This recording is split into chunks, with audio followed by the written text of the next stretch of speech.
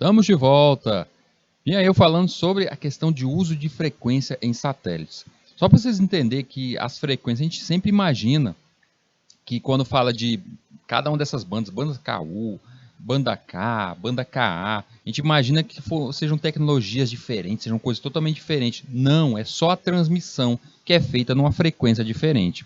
Vocês têm uma ideia de como a frequência acontece? A mesma frequência, mesmo campo de frequência que uma TV envia seu sinal, é também o mesmo espectro que o rádio envia, rádio AM, rádio FM, como eles enviam. Às vezes, tanto que estão na mesma frequência, estão ali próximas, em frequências próximas, que vocês já devem ter feito isso já em casa. Você está ali sintonizando a sua TV e aí coloca no momento de sintonizar, pega um canal ali que tenta sintonizar e pega ali uma rádio. Vocês já viram isso? Você vai sintonizar e um dos canais pega ali uma rádio. Não tem nada a ver com a TV, mas pega ali uma rádio ali meio. É porque está numa frequência próxima.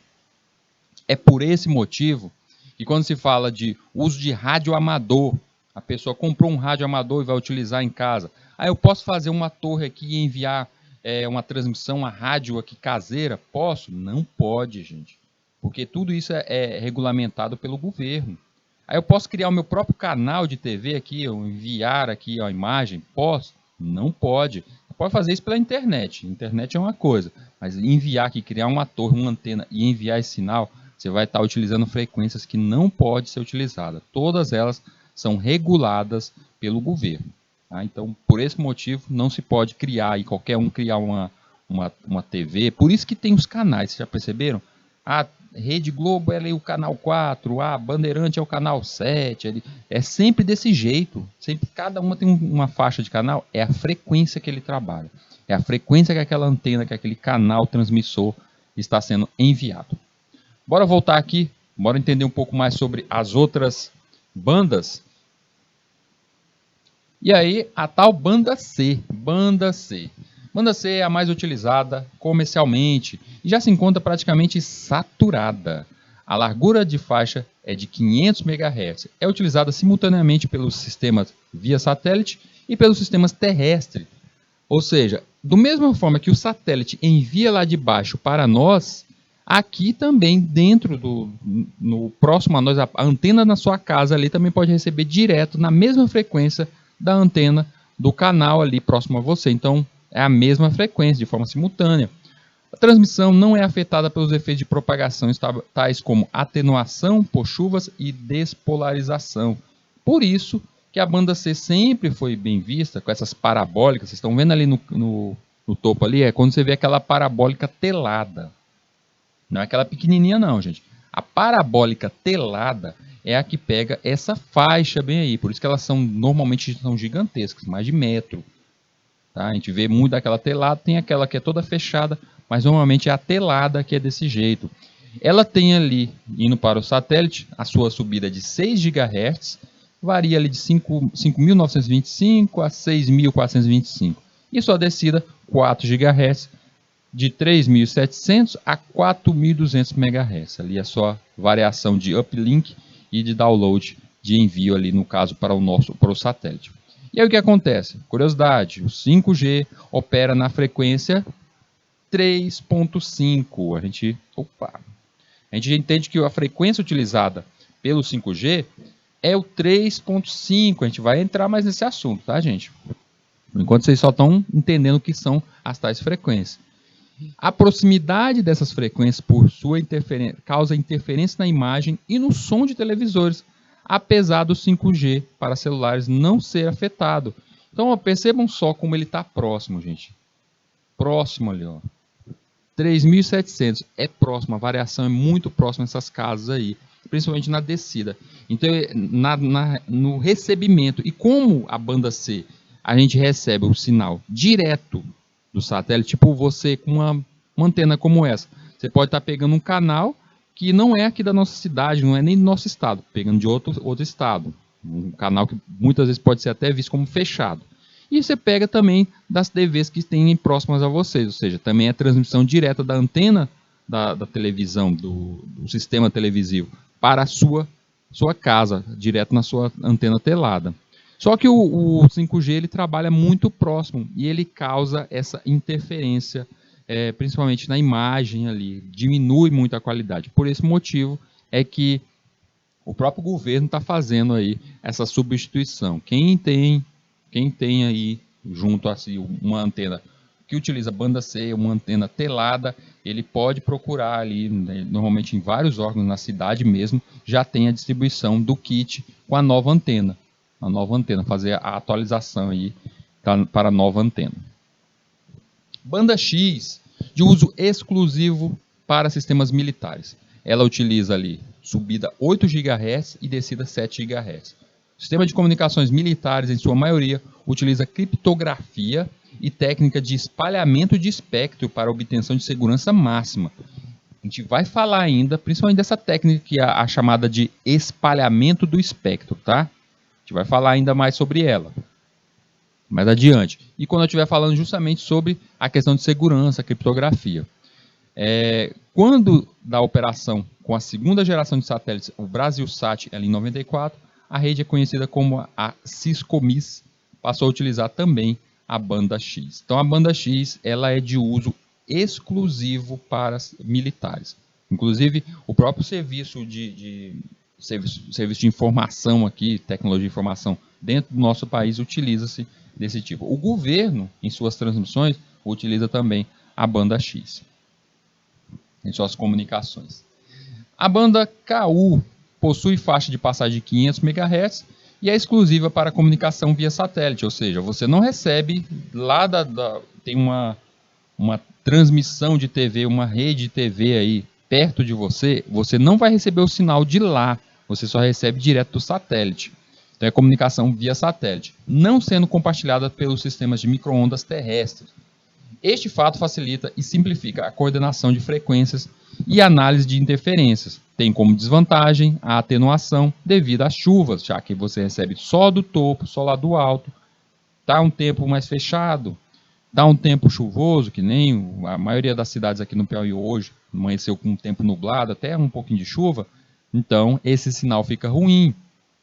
E é esse daí, a banda KU, essa anteninha que vocês estão vendo aí, que normalmente é vista como assinante de TV, as TV satélite, Claro, Oi, Vivo, você assina esse serviço e tem essa TV instalada, uma antena menorzinha, uma antena pequenininha instalada ali na sua casa e um kit para receber essa frequência. Inclusive essa frequência, ela é a que vai substituir, é o aparelho que é para substituir o da banda C. A banda C é para deixar de ser utilizada, tá, por aparelhos de TV, para esse tipo de transmissão, imagem, e é para ser utilizada principalmente na utilização do 5G. Banda KA possui largura de faixa de 2.500 MHz e é exclusiva para as comunicações via satélite. São utilizadas as seguintes frequências: 30 GHz para subida e 20 GHz na descida. Essa banda é severamente afetada por atenuação devido às chuvas e efeitos de propagação, sendo uma faixa de difícil conquista de domínio tecnológico. Então a banda KA, posso dizer que ela ainda está exclusiva para comunicação entre satélites, ou seja, imagine só, vou dar um exemplo aqui, a Claro TV vai fazer alterações nas frequências dos transporters, lá no satélite, lá no topo, está querendo fazer alguma modificação. Ele vai se comunicar através da faixa dessa banda KA para fazer essas alterações. Mas essa daí, ela é de difícil, como dito aí, qualquer chuvazinha, qualquer nuvenzinha já atrapalha a sua transmissão. Por isso é pouco utilizada. Essa parte do satélite a gente vai voltar ainda a falar ainda mais sobre ele, gente. Enquanto só foi para a gente entender essa questão sobre as faixas, as frequências. Fibra óptica. 5 milhões de anos, os homens primitivos iniciaram as comunicações ópticas com sinais de gestos visuais. Século VI, Esquilos, o dramaturgo da Grécia Antiga, informou a Argos, na cidade da Grécia, a queda de Troia por meio de cadeia de sinais de fogo. Ou seja, os sinais de fogo lá na Guerra de Troia, o dramaturgo Esquilos conseguiu confirmar isso. Século II a.C., Políbio, geógrafo e historiador da Grécia Antiga, propôs um sistema de transmissão do alfabeto grego por meio de sinais de fogo, 2 dígitos e 5 níveis, 52 igual a 25 dígitos. Então, nesse caso aí, o início, podemos dizer que seria o início daquele do código Morse que seria utilizado lá na frente, como a gente falou hoje. 100 anos antes de Cristo, vidros de qualidade óptica somente apareceram após o surgimento de famosos cristais venezianos na Renascença. Os princípios da fibra óptica são conhecidos desde a antiguidade e foram utilizados em prismas e fontes iluminadas. Quando se fala de prismas e os tais cristais venezianos, são aqueles cristais que você já devem ter visto em algum filme, em algum documentário. São aqueles cristais que quando você joga um facho de luz, ele quebra a luz em vários espectros. Ele divide a luz branca ele divide em várias cores, formando até aquele arco-íris. E aí é justamente o estudo disso. 200 anos depois de Cristo, Heron da Alexandria, matemático e mecânico grego, estudou a reflexão. Inclusive, reflexão é um estudo muito falado lá na Física 3. Deve aparecer principalmente para quem está aí no terceiro ano. Quem está no terceiro ano do ensino médio aí deve estar vendo um pouco mais sobre essa questão da óptica. 1621, aqui é só um breve resumo, tá, gente? Passando direto. William Brode Snell descobriu que quando a luz atravessa dois meios, sua direção muda, a refração. Que é aquela questão, isso é simples, quando você coloca um copo d'água, você coloca num copo d'água um lápis dentro dele, parece que o lápis está quebrado. Isso é só a refração. 1678, Christian Huygens modela a luz como onda. É o começo do estudo da onda do espectro de luz. 1792, Claude Chappe, aí a gente já viu o invento dele hoje, inventou o sistema de transmissão mecânica para longas distâncias. A gente viu lá que era justamente o transmissor de Chappe. 1800, William Herschel descobriu a parte infravermelha do espectro. Já começou a fazer aquela refração, a quebra da luz, o espectro de luz, e aí ele começou a estudar o infravermelho, que é aquele espectro que a gente não está invisível aos nossos olhos. Vocês podem encontrar o infravermelho tipo no controle remoto da TV da tua casa. Você não vê aquela luz. Mas vocês já pegaram o controle remoto? Quem não fez isso, faz essa experiência hoje quando chegar em casa. Pega o controle remoto, liga o seu celular e liga a câmera e filma ali, dá uma olhada pela câmera na luz, na lentezinha do controle remoto e aperta para trocar algum canal. Você vai perceber que ele ilumina. E se a gente não estiver olhando ali direto pelo celular, pela câmera do celular, a gente não vê aquele facho de luz. Por quê? Porque o seu celular, a câmera do seu celular, ele consegue capturar o infravermelho. Já os nossos olhos não conseguem ver a luz infravermelha. Quem não fez ainda, faz esse teste quando chegar em casa. Filma o seu controle e aperta um botãozinho lá do controle como se estivesse trocando de canal. Você vai ver que ele se ilumina.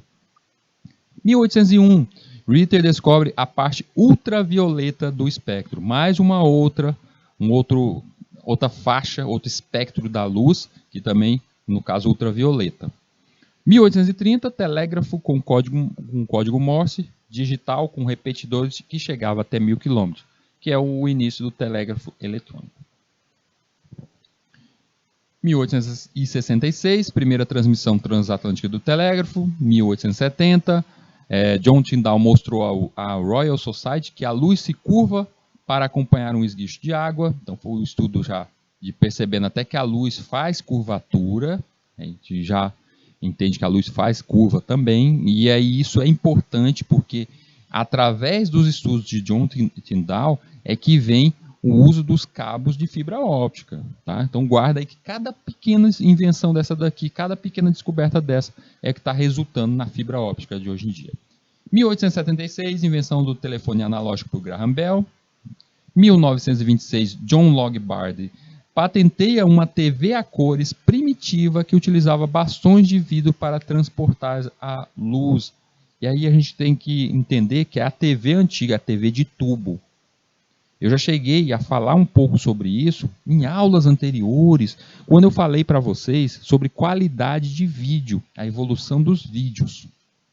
Isso já foi falado um pouquinho para vocês, mas isso aqui está muito ligado a como o espectro de luz é transmitido no TV a tubo e até mesmo no seu monitor, como a luz passa ali, como ela é formada as imagens no seu monitor. 1930 a 40, alguns guias de luz foram desenvolvidos de perplexo para iluminar cirurgias. Em 40, primeiro cabo coaxial transporta até 300 ligações telefônicas ou um cabo de TV com uma portadora de 3 MHz. E aí, em 1940, foi a passagem daquele cabo mecânico, aquele cabo simples, como eu falei hoje, o cabo que se parece muito com aquele cabo que você liga teu ventilador, passou para um coaxial e aí foi o início da utilização de frequências dentro de um cabo. E isso é importante porque é isso que vai fundamentar a fibra óptica. 1948, os cabos coaxiais apresentam perdas grandes, mas mesmo assim surge a primeira transmissão por micro-ondas com portadoras de 4 GHz. 1950, os pesquisadores começam a sugerir o uso de uma casca em volta da fibra para guiar a luz. Os primeiros fibriscopes foram desenvolvidos, mas o custo ainda era proibitivo, ou seja, era muito caro para fazer aquilo. Em 52, o físico indiano Narendra Singh Kampani inventa a fibra óptica. Finalmente, utilizaram os fibriscopes e criaram essa fibra. Em 64, Cal especulou que se a perda de fibra óptica for somente 20 dB/km, seria possível, pelo menos teoricamente, transmitir sinais a longa distância com repetidores. Então ele começou a verificar que a transmissão de dados, a transmissão utilizando frequência pelos cabos de fibra, a perda era mínima e a utilização de repetidores, isso aumentava. Então, 20 dB/km sobra apenas 1% da luz após 1 km de viagem.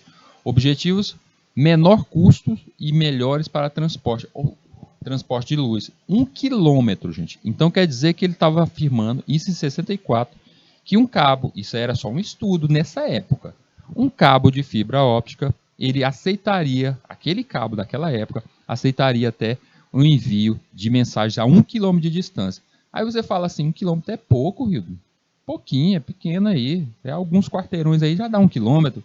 Só que a gente tem que pensar o seguinte, sabe esse cabo UTP, esse cabo azulzinho que vocês têm na casa de vocês, que liga ali o access point ao seu computador, aquele cabinho mesmo. Você sabe qual é o maior tamanho que pode ter um cabo daquele?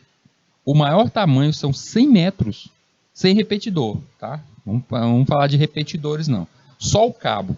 A maior distância que você pode fazer a instalação é 100 metros. E eu, Rildo, recomendo você fazer até menor do que isso. Aceita ali 80 porque a perda é muito grande quando chega próximo a 100 metros.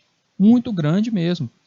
Então, no caso ali, 70 metros já seria um cabo gigantesco, um cabo UTP gigantesco ali, sem repetidor. Se 100 metros já é o limite, 1 quilômetro ali, nesse cabo aí, em 64, era muita coisa assim. Então foi o início de visualizar que a fibra óptica seria o futuro da comunicação. Em 68, as fibras da época tinham uma perda de 1000 dB/km. O Post Office patrocina projetos para obter vidros de menor perda. Então começam a perceber, vamos trabalhar um pouco mais no material. Em 70, Corning Glass produziu alguns metros de fibra com perdas de 20 dB/km. Em 73, um link telefônico de fibras ópticas foi instalado no EEUU, ou seja, numa questão na Europa. Vocês lembram que na aula anterior, quando eu falei um pouco da evolução da internet, aqui já foi o uso das primeiras fibras. Em 76, a Bell Laboratories instalou um link telefônico de Atlanta de 1 km. Aí finalmente alguém conseguiu comprovar que a fibra óptica funcionava mesmo a essa distância. Provou ser praticamente possível a fibra óptica para telefonia, misturando com técnicas convencionais de transmissão. O primeiro link de TV a cabo com fibra óptica foi instalado em Hastings, lá na Inglaterra. Henk Optics em Leeds, na Inglaterra, a fábrica de fibra de 110 milímetros para iluminação e decoração. Então, nesse caso, gente, vocês percebem que... Vocês devem lembrar daquela aula que eu contei um pouco mais sobre a internet, que em 76, os protocolos de internet não existiam. Não tinha protocolos ainda. Eram os primeiros estudos de protocolos ali, começaram a valer mesmo, foi mais ou menos no final da década de 70. Então, essa fibra aí estava fazendo a transmissão direta sem a utilização desses protocolos que tanto variam hoje em dia. 78, começa a vários pontos do mundo a fabricação de fibras ópticas com perdas menores do que 1.5 para as mais diversas aplicações. Em 88, primeiro cabo submarino, como já falado hoje, de fibra óptica, mergulhou no oceano e deu início à superestrada de informação. Em 2001, a fibra óptica movimenta cerca de 30 bilhões de dólares anuais.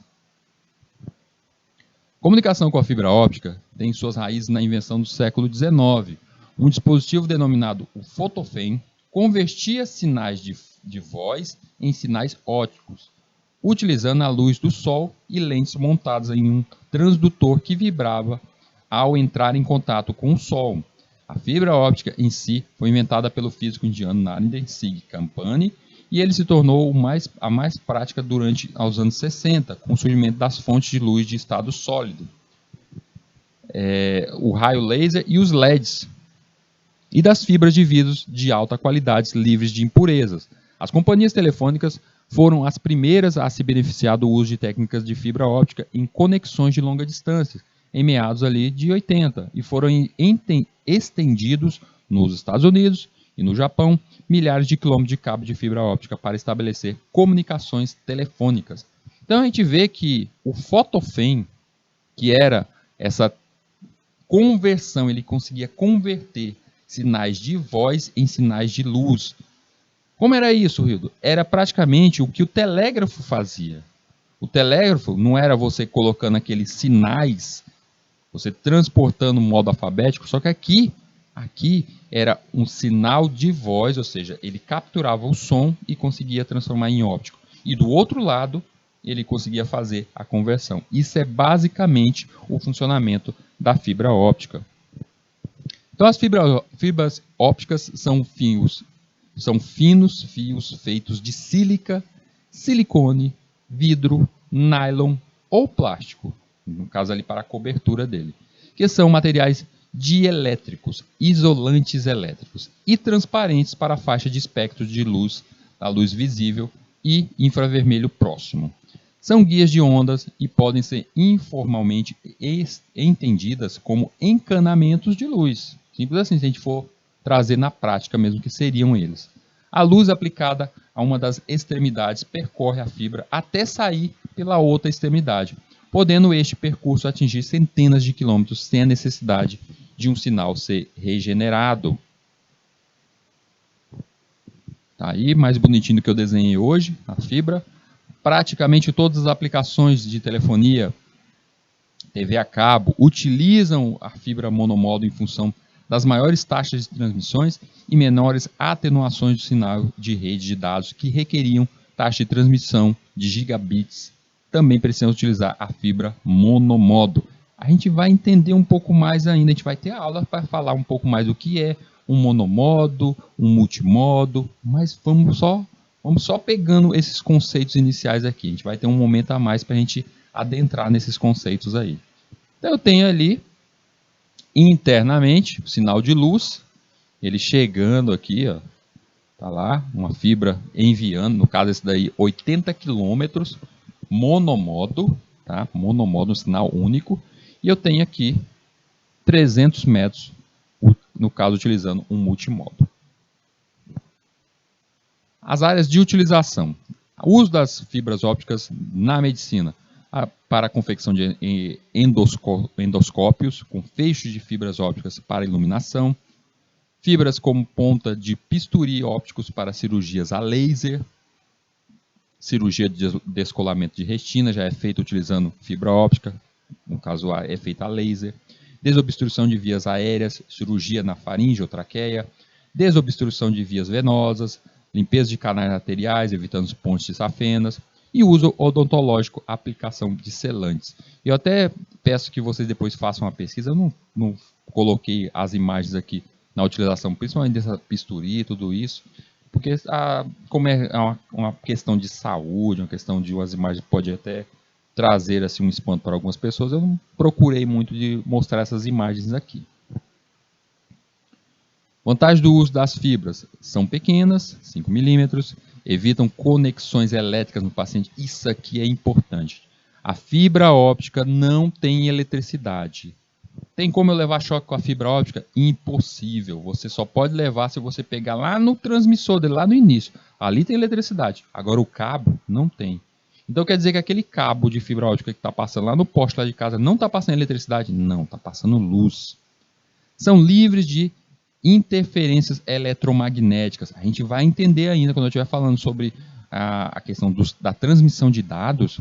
Vocês vão entender o tal do ruído, que são as interferências eletromagnéticas. Um campo eletromagnético interfere em um sistema elétrico. Então quer dizer que se um cabo, você está passando ali um cabo de internet, eu posso passar um cabo de internet próximo a uma tomada, a uma rede elétrica? Não é interessante.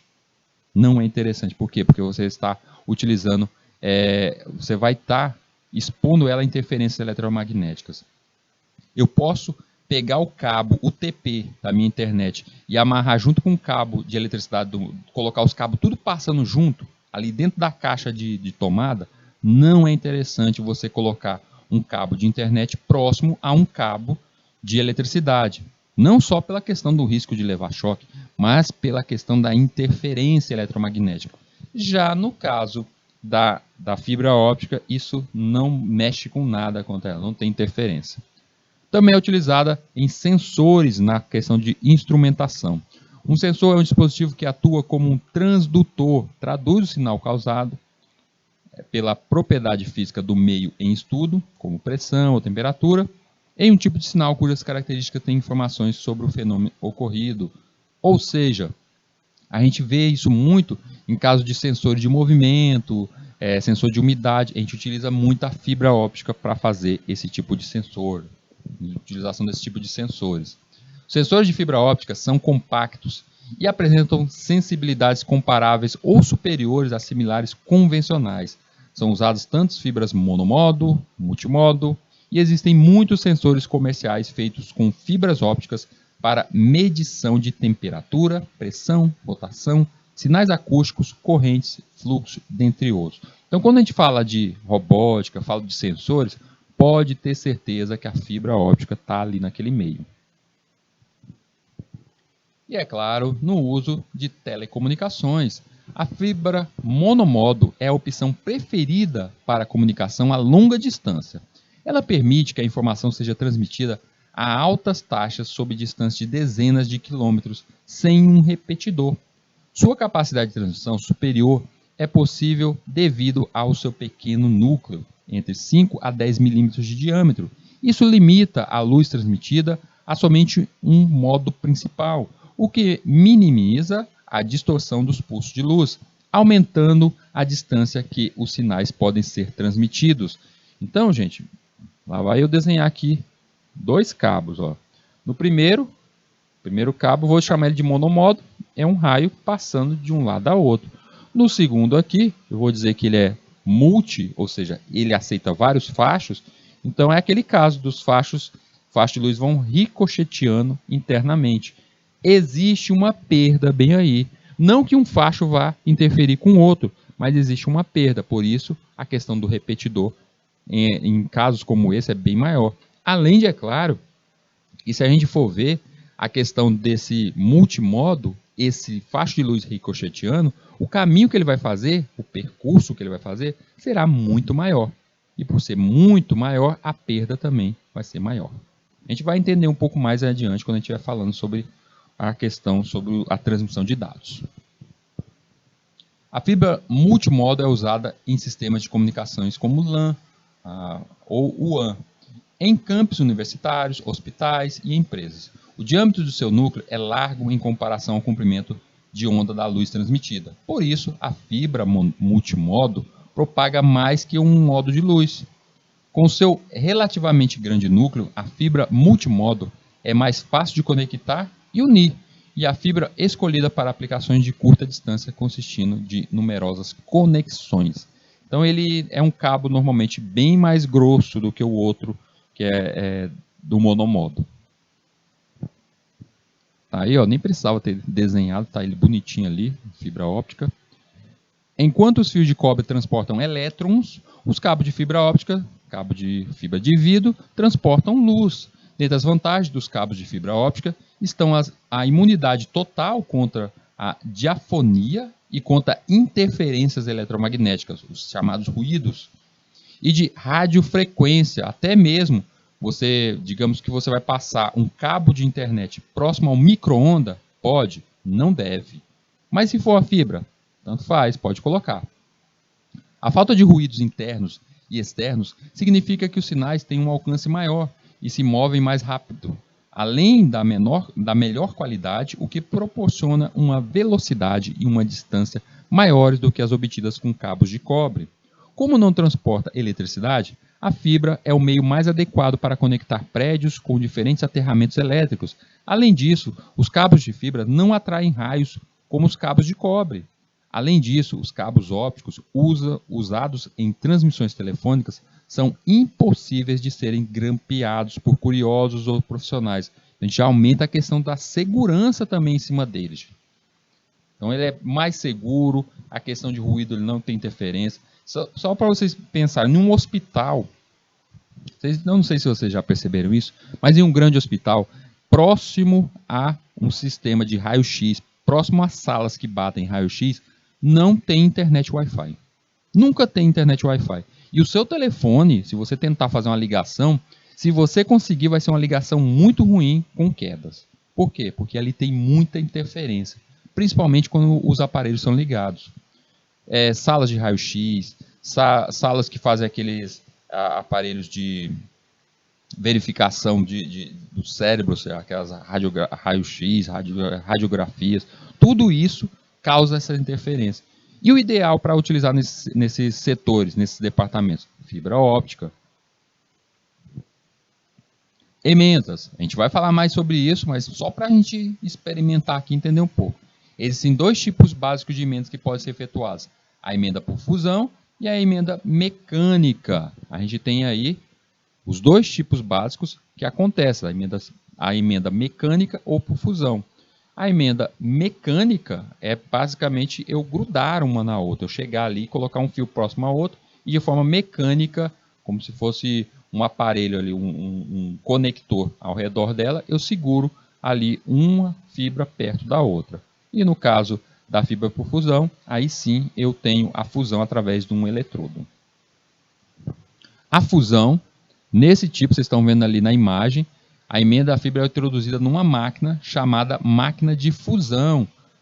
Essa máquina de fusão limpa e é clivada após o alinhamento apropriado a ser submetida a um arco voltaico que eleva a temperatura nas faces da fibra, o que provoca o derretimento das fibras e a sua soldagem. O arco voltaico é obtido a partir de uma diferença de potencial aplicada sobre dois eletrodos de metal.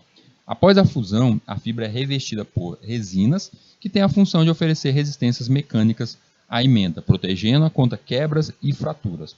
A qualidade de uma clivagem deve ser observada com microscópio, ou seja, a pessoa tem que fazer mesmo os dois pontos, aí, os dois lados da fibra que vai ser unido, ele tem que olhar microscópio para ver se não tem ranhuras ali. Então tem que ser preparada a clivagem da melhor forma possível para que após isso faça-se a soldagem.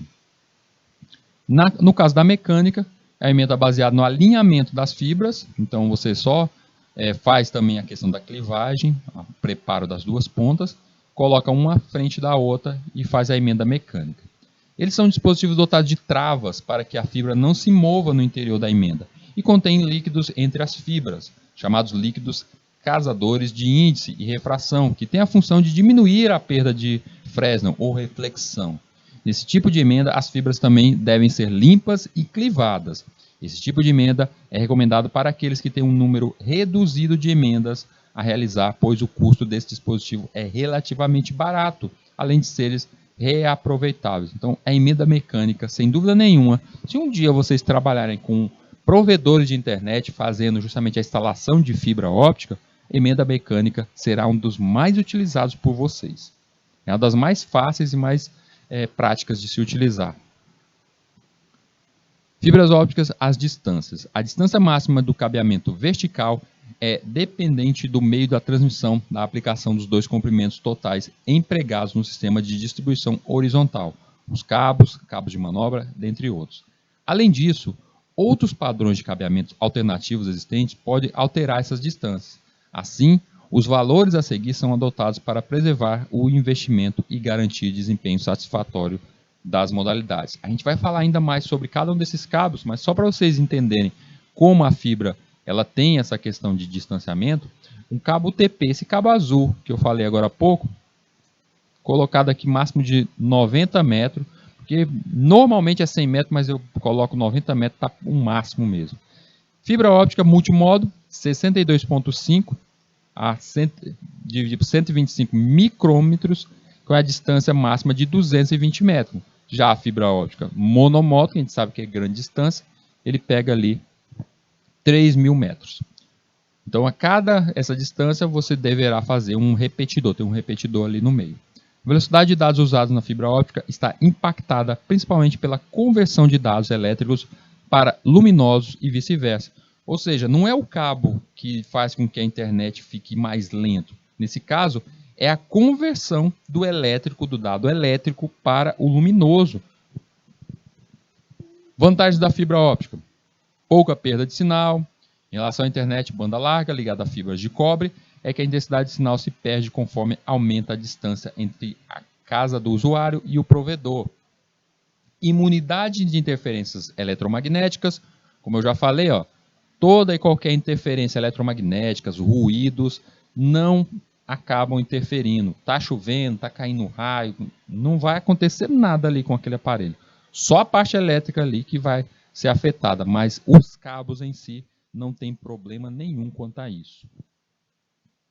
Telemática. Telemática é o conjunto de tecnologias de transmissão de dados resultantes da junção entre recursos das telecomunicações, telefonia, satélite, cabo, fibra ópticas, entre outros, e da informática, computadores, periféricos, softwares, sistemas de redes, que possibilitou o processamento, a compreensão, o armazenamento e a comunicação de quantidades de dados nos formatos de texto, imagem e som, em curto prazo de tempo entre os usuários localizados em qualquer ponto. Então, quando falar em telemática, é a junção de todas essas tecnologias que eu falei hoje. É a junção de uso dos cabos, telefonia, ao uso de radiofrequência, ao uso de internet. Tudo isso é o que forma a telemática. Claramente, uma das áreas de maior interesse na expansão dos últimos anos, tanto no Brasil como no resto do mundo, é a área de redes de comunicação. As diversas empresas do setor, principalmente aquelas envolvidas com o desenvolvimento de novas tecnologias, encaram esse mercado como um terreno único, permeado por estruturas que se integram em grandes redes interligadas em nível global e capazes de prover uma gama de novos e diferenciados serviços. A telemática combina a utilização dos computadores e dos meios de telecomunicação para tratar convenientemente essa informação, sendo essa combinação também conhecida por teleinformática. Nesse contexto, a telemática encontra-se na internet e a sua representação máxima, se considerarmos que uma das suas definições clássicas para a rede mundial é ser um conjunto de computadores ligados mundialmente através de vários sistemas de telecomunicação. Então, a telemática ela deve ser vista como uma reunião de todas essas tecnologias. Uma das características principais na área da telemática é o estudo do desenvolvimento de técnicas de transporte de informação. Entre esses estudos, compreende também as arquiteturas de rede, que a gente vai falar ainda, a SDH e a WDH, além, é claro, da questão de uso do modo de transmissão, o meio, criptografia, a questão sobre segurança, protocolos, tudo isso se remete a esse transporte de dados dentro da telemática. Qual o perfil do profissional que trabalha com isso? Com a presença marcante da informática em várias áreas tecnológicas, especialmente na rede de computadores e sistemas de telecomunicações, surge a necessidade de um profissional apto a convergir com essas informações, ou seja, uma pessoa que entenda de tudo isso, que entenda dessas várias tecnologias. E aí eu posso dizer que nessas competências, vamos ver as competências se vocês reconhecem quem é esse profissional, o chamado profissional de telemática.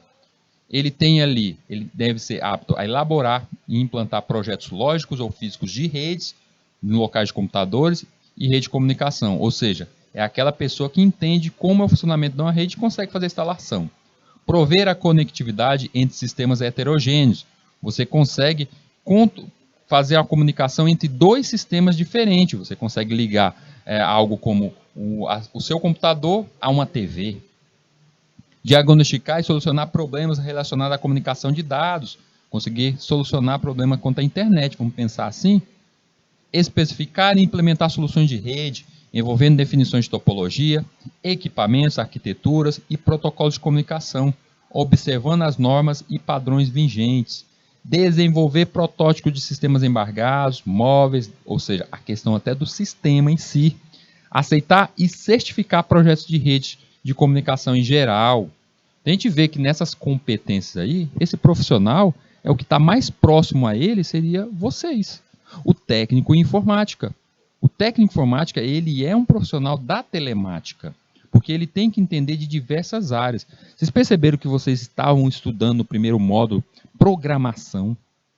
Vocês começaram estudando programação, estão estudando agora sistemas operacionais, entender da arquitetura, estão vendo um pouco sobre celular, falaram aqui, já foi falado hoje sobre satélite, sobre TV. Então, ou seja, você tem que entender um pouco de tudo sobre a tecnologia.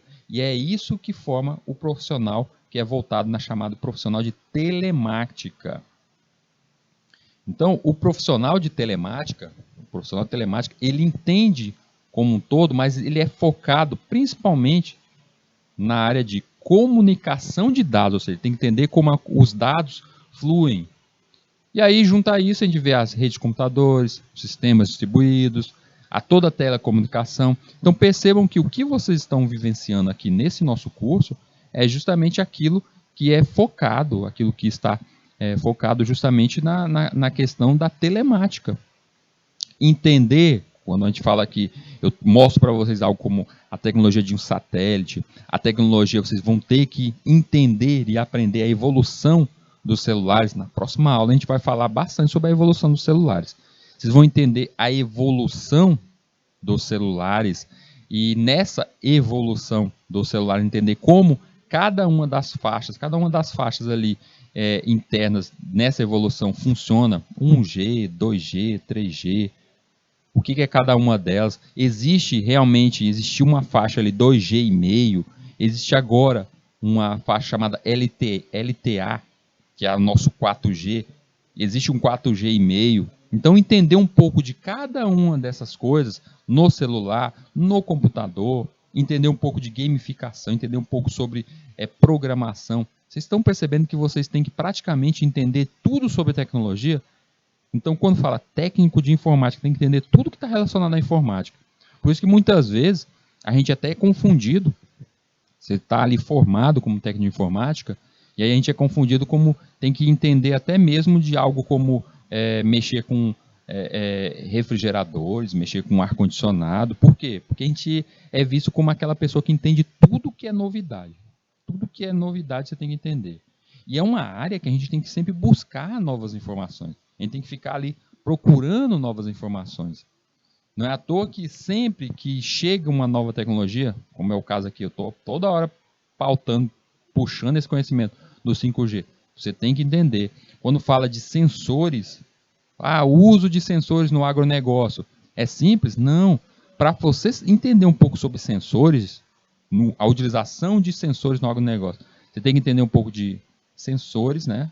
O Arduino, entender um pouco de robótica, você tem que entender sobre internet, você tem que entender sobre a utilização da telefonia, você tem que entender sobre internet, você tem que entender sobre a parte da computação, o hardware e o software. Então você tem que entender um pouco sobre tudo sobre tecnologia. Então o técnico em informática, ele sem dúvida nenhuma, ele é esse profissional da telemática, que ele está ligado a todas as tecnologias. Por isso, eu sempre afirmo vocês, não fiquem parados esperando o professor mostrar para vocês. O professor falou sobre uma nova tecnologia aí, falou sobre inteligência artificial. Você vai esperar só ele falar? Não, procure, porque você é um profissional da telemática. Você realmente tem que entender tudo sobre informática. Pessoal, vamos chegando aqui ao final dessa nossa aula. Na próxima aula a gente vai falar mais sobre a questão das redes móveis, redes sem fio. A gente vai buscar mais sobre esse conhecimento e aí entender um pouco mais sobre esse modo de comunicação. Então, pessoal, vou agradecendo vocês por terem me acompanhado agora por essa nossa aula e a gente se encontra na nossa próxima aula. Até mais!